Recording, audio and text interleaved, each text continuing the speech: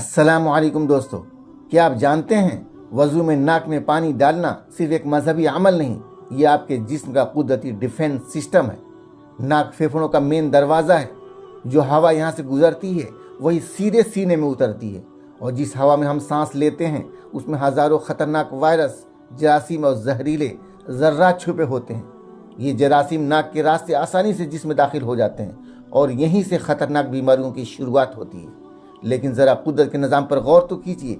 नाक हवा को नम रखने के लिए रोज़ाना तकरीबन 1/4 गैलन नमी पैदा करती है, और नथनों के बाल गर्द गुबार और मुज़िर ज़र्रात को अंदर दाखिल होने से रोक लेते हैं। नाक के अंदर एक खुर्दबीनी झाड़ू, जिसे साइंस माइक्रोस्कोपिक ब्रूम कहती है, उस झाड़ू में नज़र न आने वाले बारीक रोए होते हैं, जिनके पास एक खुफिया हथियार होता है जिसे साइंस लाइजोजाइम कहती है।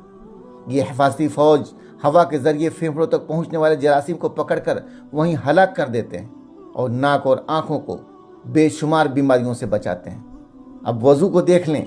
जब एक नमाजी नाक के अंदर पानी डालता है तो पानी में मौजूद बरक़ी असर उस पूरे निज़ाम को ज़िंदा कर देता है। आपका डिफेंस सिस्टम जाग जाता है, जिसके नतीजे में जरासीम न फेफड़ों तक पहुँचते हैं और न ही मैदे तक, और इस तरह इंसान बेशुमार बीमारियों से महफूज रहता है। और यूं वज़ू सिर्फ इबादत नहीं बल्कि एक मुकम्मल तहफ़्फ़ुज़ बन जाता है। सोचिए, जो दीन हमें नमाज से पहले सांस के रास्ते को पाक करना सिखाए, वो दीन हमारी ज़िंदगी को कितना पाक देखना चाहता होगा। यही है सुन्नत की हिकमत और साइंस की गवाही।